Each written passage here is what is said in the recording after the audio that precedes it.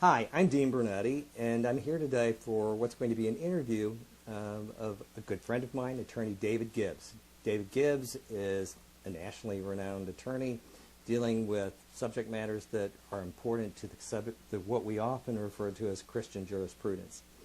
First of all, I'm going to thank you, David, for giving us this opportunity to interview you and ask you some very important questions. Well, Dean, first of all, I'm certainly honored to be your friend and appreciate your leadership and your law firm and your life testimony and your practice and all the service you have provided to churches and individuals across the state of Florida and around the nation. And the National Center for Life and Liberty, that is an organization where I'm the president. We really do three things. Number one, we defend cases. And so we are honored to stand with pastors and families when their life or their constitutional rights are in jeopardy.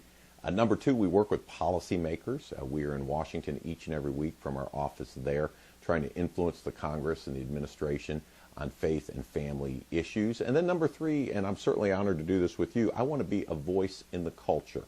We do that through media outlets, radio, Fox News, and others, as well as wanting to speak to pastors. We regularly train pastors and ministry leaders on how to have maximum ministry, do everything God's called you to do, but do it with minimum liability. And as a trial attorney, you understand there's a smart way and there's a stupid way to do everything. And what we do is we encourage pastors to go out with the name of Christ, to boldly declare the truth, everything that you believe, but to do it in the smartest way possible so you have a great testimony and effective ministry for Jesus Christ. First of all, let me ask you,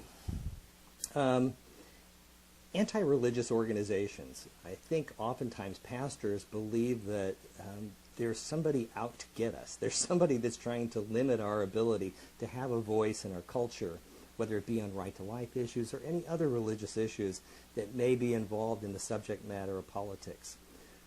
Is there any reality to the fears or to the impressions that often pastors give me that somebody's out there trying to stifle and limit our voice? Well, I think I need to answer that on a couple of ways. Number one, yes, the devil's out there. The anti-God crowd's out there. The people that hate the work of the Lord are out there. And I think sometimes they put out misinformation where church people, certainly good pastors, receive this misinformation and they believe these lies. So you hear things like, for example, the separation of church and state. And all of a sudden people go, well, we can't pray, or we can't mention the Bible, or we can't mention a Bible verse. And they don't understand that, number one, that phrase was invented. It was something out of a letter from Thomas Jefferson. It's not even in the Constitution. But number two, it has no impact on churches, on ministries, your private parties with complete free speech and freedom of religion rights. So I do think sometimes there are folks out there that give bad information to pastors and churches. And Dean, that's what I appreciate about you, your law firm, your team, and certainly what we try to do at the National Center for Life and Liberty is we believe if you give good people good information, they can go make good decisions. And I also remind pastors that when you look at 2 Chronicles chapter 7 and verse 14, it doesn't say if the evildoers or if the ACLU or other legal groups that oppose religious rights do anything. It says, if my people. And pastors, I encourage you, you can do great things for God, and don't let this fear, don't let this misinformation out there in any way hold you back. Do everything God's called you to do, and it'd be our honor to stand up for your rights. Is there primarily a group or few groups that are those that are assaulting and trying to remove, say, religious signs off of buildings, that are going after and making subject matters of attacking such things as the tax-exempt status of churches? Can you identify who these groups are? Yeah, absolutely. I don't want to leave one out, but there's 3 or 4 big groups across the country that they raise money. I'm a trial attorney, as you are, Dean, and we get letters in the mail from these groups. I mean, their fundraising is very overt. They're very open about what they stand for.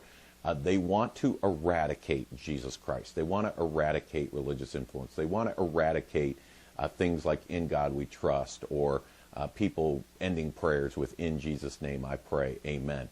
The ACLU is probably the most well-funded, and it's a large organization. hundreds of millions of dollars a year through all their different state groups and national groups, and so it's very well funded. And this is what they stand for, among other things, is opposing this traditional religious influence in modern life. There's other groups, Americans United for the Separation of Church and State, the American Humanist Society, and others, and they overtly stand against traditional values and biblical values. But what I want the pastors to understand is we do not need to live in fear of these groups. Most of these groups target government agencies, government entities, and try to put a spook into the government officials not to allow religious influence. But these groups, for the most part, will leave your church alone because your church has free speech rights, freedom of religion rights. You have individual autonomy to govern your own affairs. Churches have much more liberty than they may realize. And what I want to encourage pastors is while there are forces in our society, these are darker days, but as the days grow darker, the opportunity for the light of Jesus Christ to shine brighter has never been greater than today. Okay, thank you. Now, that which has been on the television, I think it's the most I've seen in a long while, though, but concentrated over the last 2, 3, 4 weeks, has been on the subject matter, it appears, to a large extent, of gay marriage. Absolutely. And what's going to happen. In fact, we see one of the clerks being arrested, I believe, was it Virginia or... Kentucky. Kentucky. Kim Davis up in Kentucky. Yes, and a good friend of ours represents her, Matt Staver from over in Orlando. Let me ask you, to what extent are there legal consequences, and are there legal consequences that pastors should be concerned about, churches should be concerned about, if gay marriage is something that is legal in their state now? Well, and let's begin with a couple of things. Number one, gay marriage is legal and constitutionally required according to the Supreme Court in all 50 states. And this is a radical shift. Homosexual same-sex marriage was criminal in over 30 states as recently as 2003. So over this last 12, 15 years, we've watched this radical shift in what the law is now requiring. And it's creating lots of shock waves. And I probably, just for the pastor's understanding, would divide into 3 areas. You have government shockwave. That's what we see in Kentucky, and we are working at the National Center for Life and Liberty with a number of the clerks across the state. And we're delighted that right now none of our clerks have been imprisoned. We've been able to protect their rights and avoid the difficulty. Many people watched Kim Davis, where she was ordered to jail by a judge. And so the government officials have an arena. Then you have private businesses, and then you have what we'll call the church or the faith-based community. And so in the government realm, what we are watching is some states, North Carolina, Texas, Alabama, others, have chosen to accommodate the religious rights of their employees. And that's, by the way, what the law requires. The government officials should be accommodated, that if without undue hardship, their religious rights can be upheld, they should not be forced to violate their faith. So an example I often use, Dean, is a police officer, and he gets assigned to a sexually oriented business as a regular routine. He has to go undercover. He could put into his superiors and say, you know what, I would request that I be given a different assignment. I find this offensive to my faith. And if they have other officers that could be assigned, they would have a duty to accommodate him. On the other hand, if there's an emergency, there's a shooter or there's a bomb or something in a sexually oriented business, and the order is given, all officers report immediately to deal with this crisis, well, you would have no faith-based exemption. Why? Because there would be an undue hardship. You would have the emergency of this act, and everyone would have to come in. And that's really the analysis that should be looked at in whether it's the Kim Davis case or others for government officials. Can we accommodate the religious rights of the people, and does that create an undue hardship? And clearly in the Kim Davis case, I think there are accommodations that are being worked out and should have been worked out without that lady having to spend time in jail. In the private arena, we are watching where businesses are dealing with, what will sexual orientation create, what will gender identity create. Large employers are wrestling with these issues and trying to come up with policies. Faith-based businesses are trying to figure out how much distinctive can we have in our business, and it is a very complicated arena. That's why you need attorneys like Dean Burnetti or our team at the National Center for Life and Liberty to help guide you through sometimes what can seem like a landmine in the employment or business practices arena. But the faith-based community, the churches, are certainly looking at this with some degree of concern. As society is shifting in maybe what we would call an anti-Bible or a non-biblical direction, will the churches be forced to comply? And at the National Center for Life and Liberty, we work with thousands of churches across the nation, hundreds of churches across Florida, and we are certainly honored to make sure that your church is prepared and protected to avoid any type of litigation, any type of attack in this arena. There is some good news, pastors, and the good news is that if you have a faith-based position, your church is allowed to follow the dictates of your faith, even if the law doesn't support what you believe.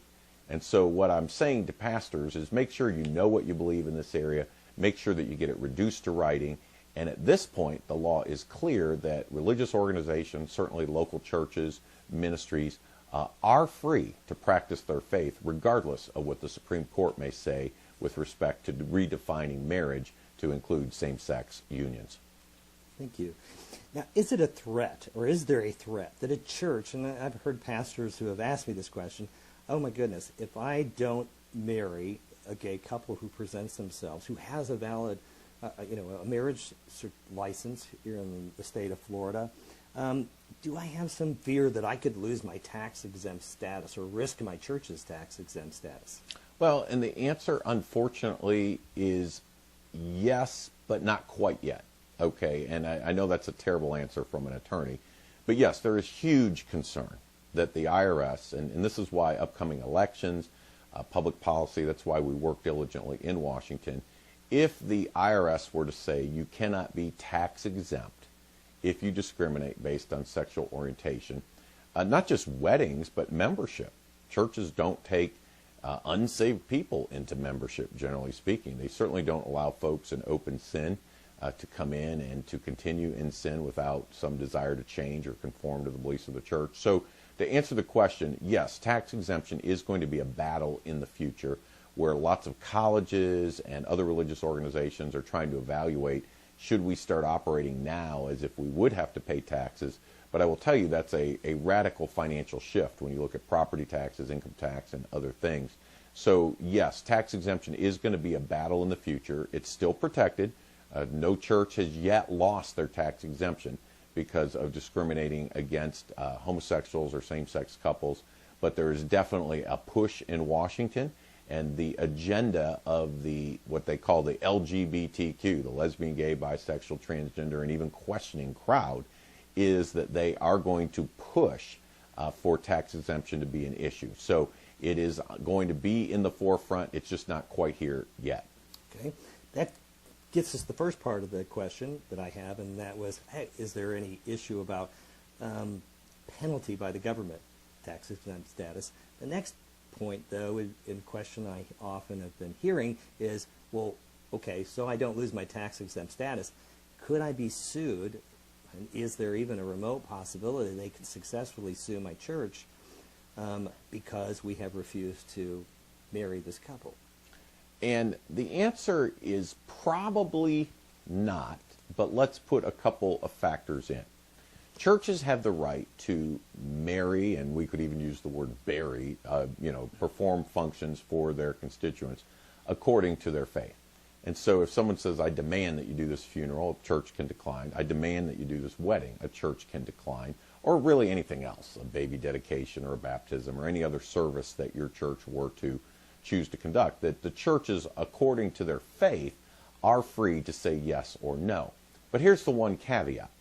If your church enters into what they call the stream of commerce or becoming a public accommodation, you could be subject to other laws where you lose that right to discriminate.